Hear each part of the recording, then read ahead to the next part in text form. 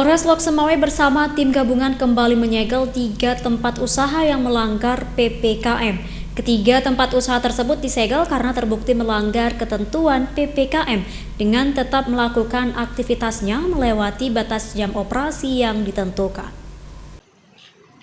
3 warkop atau kafe yang disegel yaitu Cendana Corner Cafe di Jalan Darussalam, warkop di Sago sekitar Jalan Samudra, dan warkop mini di kawasan Simpang Legos.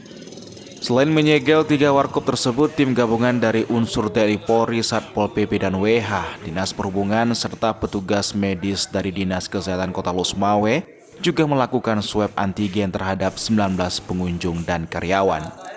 Di Cendana Corner Cafe sebanyak 4 orang di swab antigen, kemudian di warkop di Sago sebanyak 15 orang dengan hasil negatif, dan para pelanggar diberikan teguran secara lisan. Selain melakukan penindakan, tim gabungan juga mensosialisasikan kepada masyarakat agar bersedia mengikuti vaksinasi massal secara gratis yang diselenggarakan oleh pemerintah bekerjasama dengan TNI Polri. Petugas juga melakukan pembubaran kerumunan secara persuasif dan menghimbau masyarakat agar mematuhi protokol kesehatan.